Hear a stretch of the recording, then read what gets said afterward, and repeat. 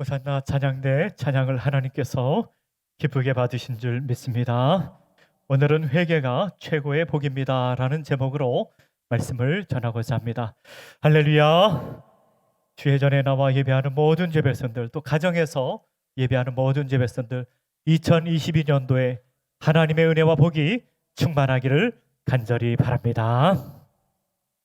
오늘은 회개에 대하여 말씀을 전하고자 합니다. 여러분, 우리가 회개를 잘 이해하기 위해서는 죄가 무엇인지를 잘 알아야 됩니다. 기독교에서 말하는 죄는 세상에서 말하는 죄와 다릅니다. 세상에서 말하는 죄는 윤리, 도덕적, 법률적 죄를 말합니다. 어떤 법을 어겼을 때, 어떤 윤리를 어겼을 때 그것을 죄라고 말합니다. 그러나 기독교에서 죄는 보다 근본적인 죄를 말하는데요. 그것은 하나님을 떠나는 것을 의미합니다. 하나님을 떠남으로 모든 것이 어그러지게 됩니다. 하나님을 떠나는 것은 하나님의 주권, 하나님의 다스림을 거부하는 것입니다. 그리고 자신의 힘으로 살고자 하는 것입니다. 그리고 우리의 영혼이 피폐함을 깨달아 알게 되고 육신의 삶이 피폐하게 된 것을 깨달아 알고 주께로 돌아오는 것, 그것이 회개입니다. 우리가 회개할 수 있는 것은 하나님의 사랑의 능력으로 가능합니다. 성령께서 우리 가운데 역사하시고 하나님의 사랑이 우리 가운데 역사하실 때 회개가 일어나게 됩니다. 회개하면은요, 기쁨이 있습니다. 회개하면은요, 즐거움이 있습니다. 회개하면은 은혜의 세계로 들어가게 됩니다. 오늘 성경에 보면은 아버지와 아들이 만나는 장면을 보게 되는데 큰 즐거움으로 기뻐하는 것을 보게 됩니다. 2022년도에는 우리 회개의 열매를 주렁주렁 맺는 한 해가 되기를 간절히 바랍니다.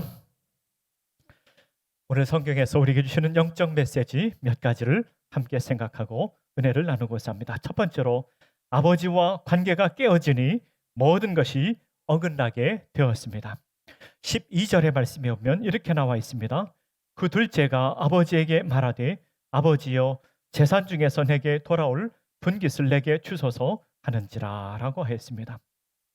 오늘 성경 말씀에 보면 둘째 아들이 아버지를 떠나게 됩니다. 자신의 재산을 요구하고 아버지 하나님을 떠나게 되는 것이지요. 오늘 성경 말씀은 비유의 말씀입니다. 이 아버지는 하나님을 의미하는 것입니다. 우리 인생의 참된 행복은 하나님을 사랑하고 하나님을 알아가고 하나님을 닮아가면서 얻게 되는 것인데, 그 아들은 잘못 생각했습니다.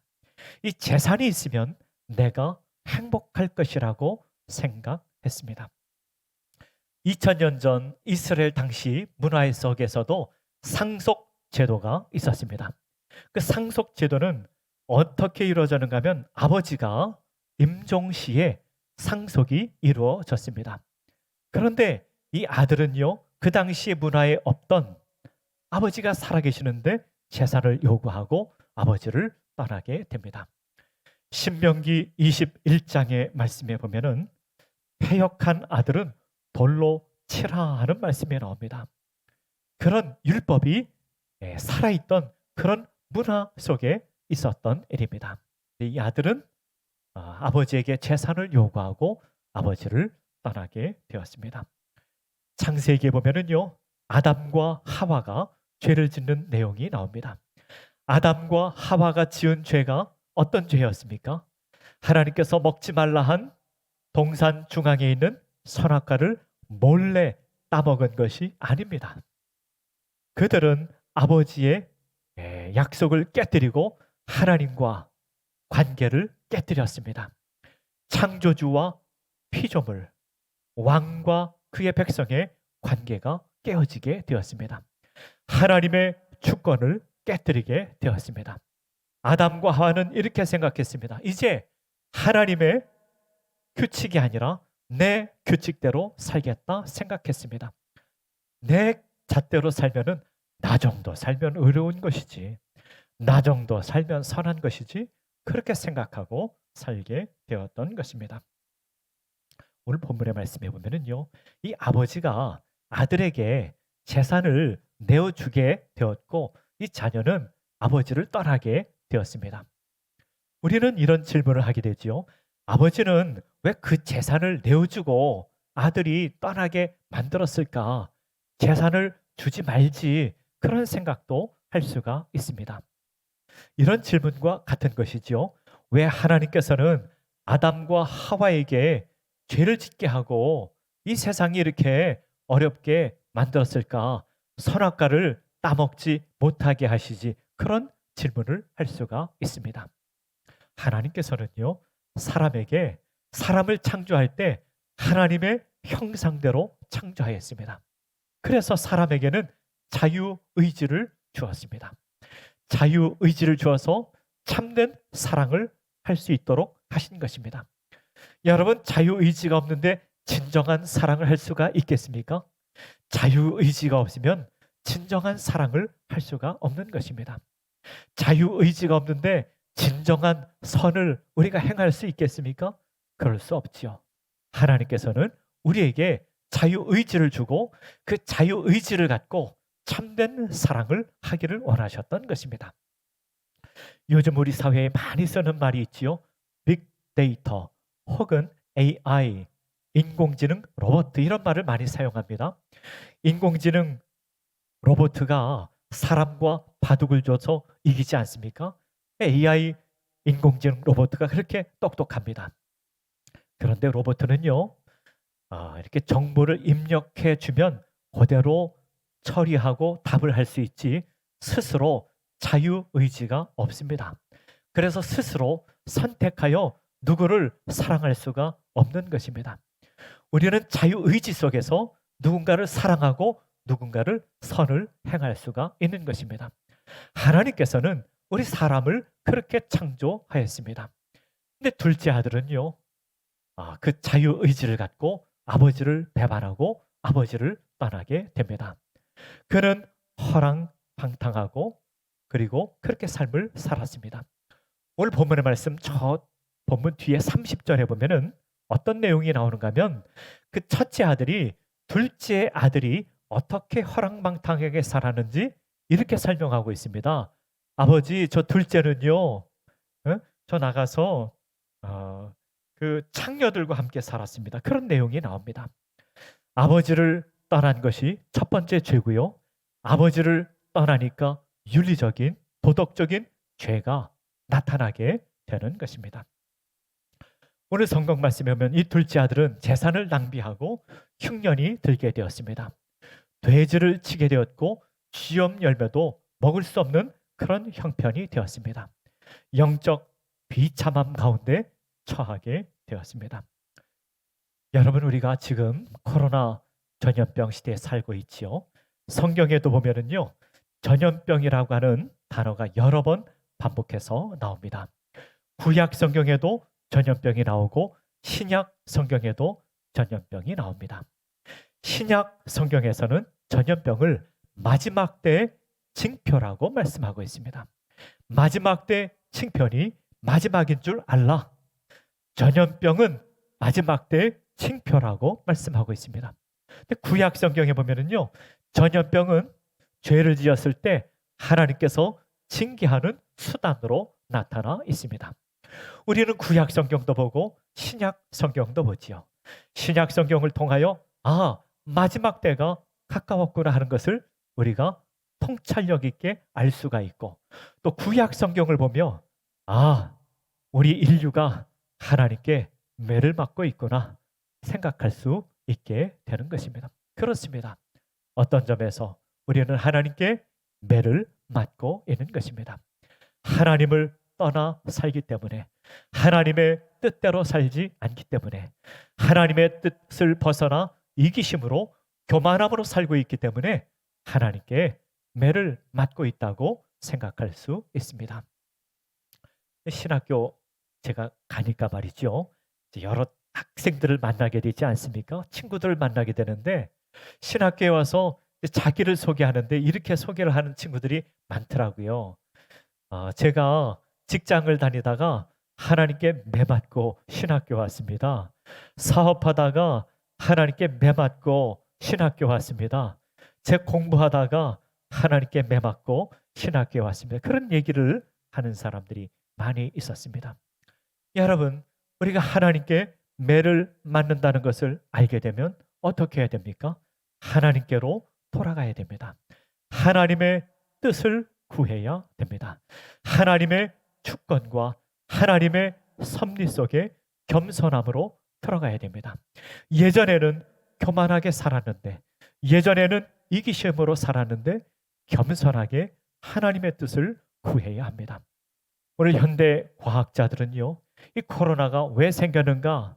인간의 이기심과 인간의 탐욕과 인간의 교만 때문에 이런 질병이 생겼다고 과학자들은 이야기하고 있습니다.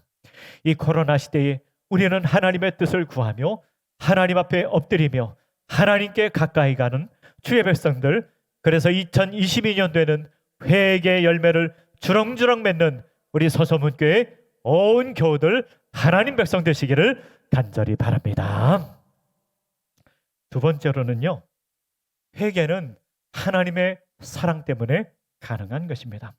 오늘 본문의 말씀 20절의 말씀에 보면 이렇게 나와 있습니다. 이에 일어나서 아버지께로 돌아가니라. 아직도 거리가 먼데 아버지가 그를 보고 측은히 여겨 달려가 목을 안고 입을 맞추니 라고 나와 있습니다. 오늘 본문의 말씀의 주인공은 탕자가 아니라 사실은 이 아버지가 주인공입니다. 이 아들이 어떻게 아버지께로 돌아올 수 있었는가 하면은 아버지의 사랑 때문입니다. 이 아버지는요, 아들을 지극히 사랑하는 아버지였습니다. 아들이 오니까 아버지가 달려가서 목을 끌어안고 입을 맞추고 끌어안는 장면을 보게 됩니다. 2000년 전 이스라엘에서도요, 어른들이 뛰어가는 것을 그렇게 좋게 보지 않았다고 합니다. 이 아버지는요, 아들을 보고 달려가서 끌어안고 입을 맞추게 되는 것을 보게 됩니다. 아마도 이 아버지는요, 아들이 돌아오기를 계속 문 앞에서 기다렸을 것으로 생각합니다. 이 아들은요, 아버지를 생각했습니다. 아버지를 생각하고 아버지 집에 가면 먹을 것이 있을 것이라 생각하고 돌아오게 됩니다. 오늘 본문의 말씀 바로 앞에 이 말씀이, 비유의 말씀이 왜 쓰여졌는지를 1절, 2절, 3절에서 이렇게 소개하고 있습니다. 1절, 2절, 3절에 보면 이렇게 나와 있습니다. 모든 세리와 죄인들이 말씀을 들으러 가까이 나오니 바리새인과 서기관들이 수군거려 이르되 이 사람이 죄를 영접하고 음식을 같이 먹는다 하더라. 예수께서 그들에게 이 비유로 이르시되라고 되어 있습니다. 예수님께서 세리와 죄인들과 함께 음식을 먹고 대화하고 그들에게 구원의 말씀을 전하셨습니다. 그것을 바리새인들과 서기관들이 보기가 좋지 않았습니다. 자기들끼리 수군수군대니 예수님께서 그들에게 이 세 가지 비유 말씀을 해주신 것입니다. 세 가지 비유가 무엇입니까? 첫 번째로는 잃은 양의 비유였습니다. 두 번째 비유는 잃은 드라크마 비유였습니다. 세 번째는요, 잃어버린 아들의 비유 이야기였습니다. 그런데 말이죠, 10절의 말씀에 보면 이런 말씀이 나옵니다. 내가 너에게 이르노니 이와 같이 죄인 한 사람이 회개하면 하나님의 사자들 앞에 기쁨이 되느니라고 했습니다. 여러분, 그런데 이상한 점이 있습니다. 뭐가 이상한가 하면은요, 잃은 양 비유를 보면은요, 잃은 양들이 그 주인에게 회개하고 돌아온 것이 아닙니다. 주인이 열심히 찾아가서 잃은 양을 되찾았지요. 잃은 양이 주인에게 회개하고 돌아왔습니까? 그렇지 않았죠. 그런데 10절에서 회개하면 하나님 사자들 앞에 기쁨이 될 것이라고 말씀하고 있는 것입니다. 또 잃어버린 드라크마 이야기를 보십시오. 여러분, 잃어버린 드라크마가 주인에게 자기가 회개하고 돌아왔습니까? 그러지 않았습니다. 주인이 열심히 찾았지요. 주인이 찾은 것입니다. 주인이 찾았는데 뭐라고 소개하고 있는가 하면 이렇게 죄인 한 사람이 회개하면 하나님의 사자들 앞에 큰 기쁨이 된다고 설명하고 있는 것입니다. 이 탕자도 아버지께로 돌아왔습니다. 아버지께로 돌아오는데 이게 돌아온 게 말이죠. 자기 힘으로 스스로 돌아온 것 같지만 사실은요. 성령께서 역사하시고 하나님의 사랑이 지극하여 돌아올 수가 있었던 것입니다.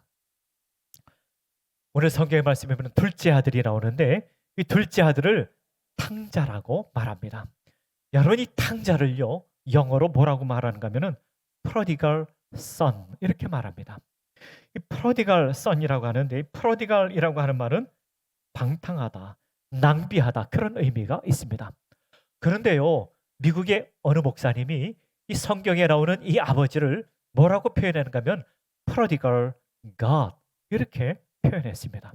그래서 말이죠. 우리 한국말로 뭐라고 번역하는가 하면 탕부라 이렇게 번역하기도 했습니다. 이상하지요? 사실은 맞지 않는 말 같기도 합니다. 그런데 이 prodigal이라고 하는 말이 방탕하다, 낭비하다 그런 의미도 있지만 아낌없이 부어준다 그런 의미도 있습니다. 이 prodigal God이라고 하는 의미는 하나님은요 그냥 무한하게 사랑을 부어주시는 하나님. 그럼 우리 말로 표현하면은 주책이 없을 정도로 아들을 사랑하는 그 아버지를 표현하고 있는 것입니다. 자신을 배반하고 떠나간 아들을 사랑하는 아버지, 끝까지 사랑하는 아버지, 그 아버지를 기다리는 그 사랑을 말씀하고 있는 것입니다. 제가 지나간 주간에 영화를 하나 봤어요. 영화를 하나 봤는데 그 영화가 어떤 영화인가 하면은 제목이 Amazing Mary라고 하는 영화였습니다. 보신 분들이 있는지 모르겠는데 이 영화를 보면은요 7살 난 한 어린 소녀가 나옵니다. 이 어린아이는요 수학의 천재입니다. 수학의 천재, 수학의 영재입니다. 근데 어머니가 일찍 돌아가시고 아주 가난한 삼촌과 함께 살고 있었습니다. 그런데 이 아이가 대단한 수학의 영재라고 하는 사실을 알고 외할머니가 찾아오게 됩니다. 그리고 이 아이를 외할머니가 키우겠다고 주장을 합니다. 이 할머니는요 대단한 부자였습니다. 삼촌은 가난한 사람이었고 외할머니는 대단한 부자였습니다. 서로 키우겠다고 법정 소송을 하게 됩니다. 법정 소송을 하게 되는데 변호사들끼리 이제 논쟁을 하게 됩니다. 그런데 결론은 어떻게 되는가 하면 이 삼촌은 가난하고 이 아이는 수학에 대단한 영재이기 때문에 돈이 많은 할머니가 키우는 것이 옳겠다라고 이제 결론이 나게 됩니다. 그런데 이 메리라고 하는 아이가 외삼촌하고 살겠다고 이렇게 결정을 하게 됩니다. 너는 왜 외삼촌하고 살고 싶으냐? 왜 가난한 외삼촌하고 살고 싶으냐? 물었더니 할머니는요 내가 영자라는 사실을 알고 찾아온 분이고 삼촌은요 내가 영자라는 사실을 알기 전부터 나를 사랑한 분입니다. 그래서 나는 삼촌하고 살고 싶습니다. 그렇게 이야기를 합니다. 여러분 인간의 사랑은요 대단히 조건적입니다.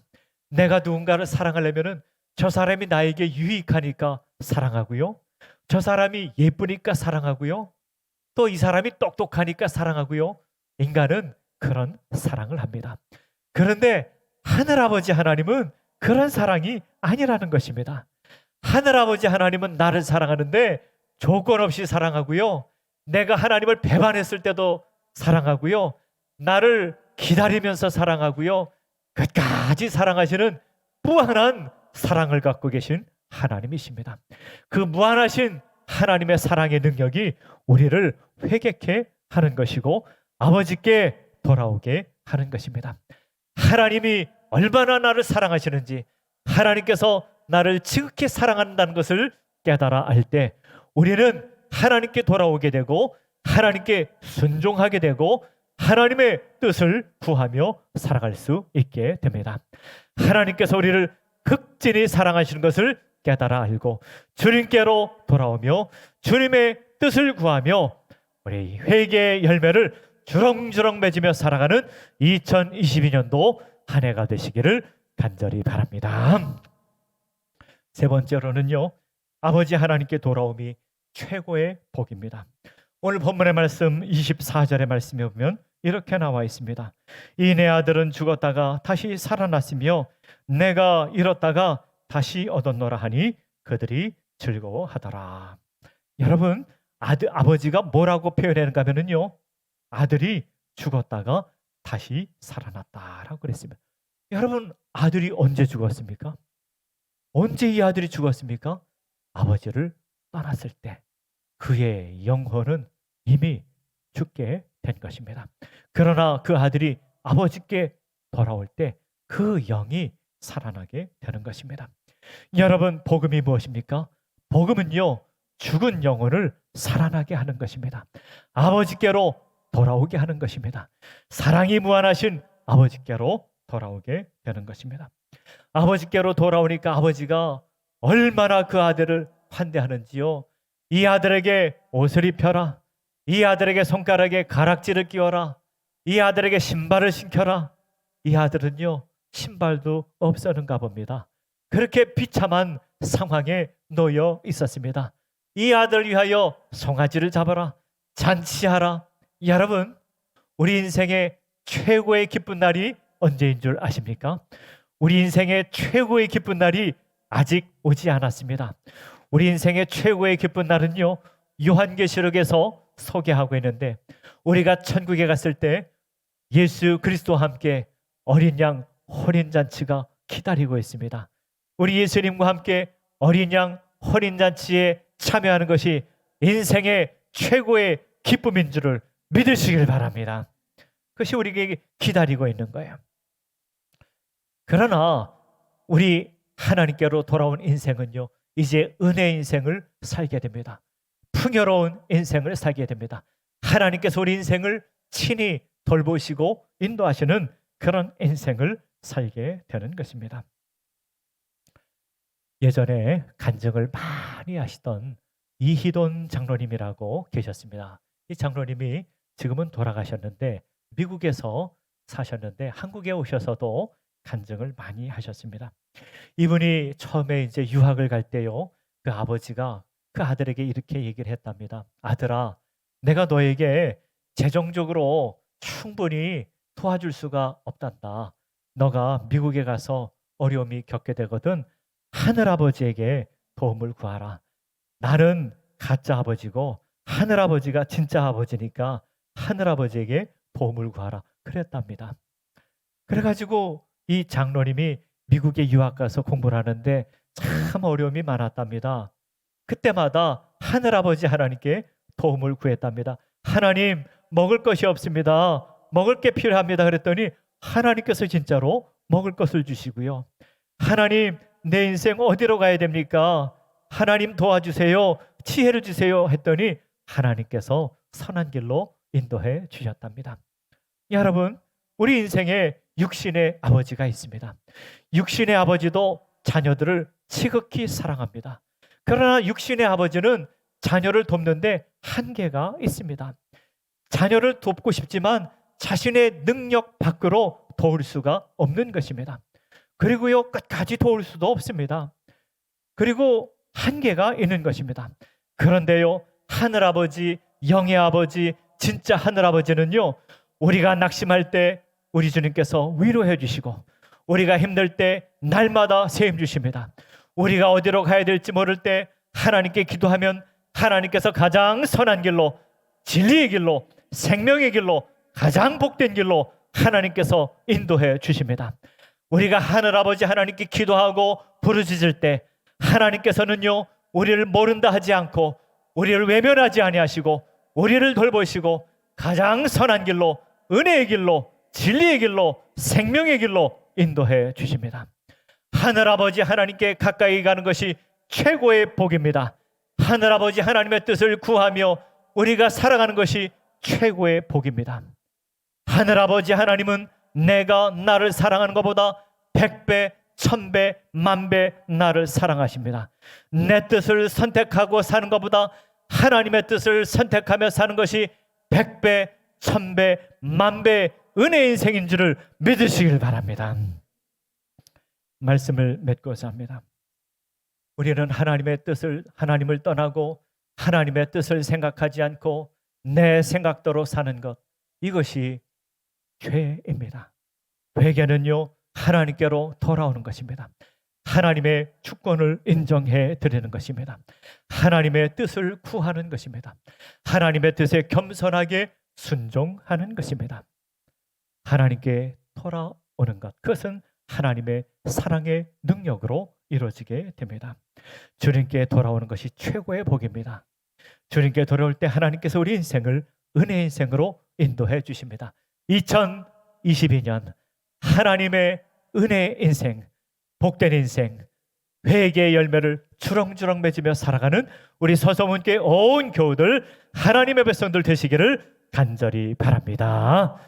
다 함께 기도하겠습니다. 하나님 아버지, 2022년 소망의 한 해를 열어주셨습니다. 내 인생, 내 지혜로 살 수 없습니다. 하나님께서 인도해 주시고 하나님의 뜻대로 인도해 주셔서 우리 모두 복된 인생 살아가는 주의 백성들 되게 하여 주시옵소서. 아버지 하나님, 내 뜻을 다 버리고 하나님의 뜻을 구하며 하나님의 주권에 순종하며 말씀에 순종하며 살게 하시고 그 안에서 자유와 참된 기쁨을 얻게 하시고 은혜의 인생을 살아가는 주의 백성들 되게 하여 주시옵소서. 모든 것 주님 감사하옵고 예수님의 이름으로 기도하옵나이다. 아멘.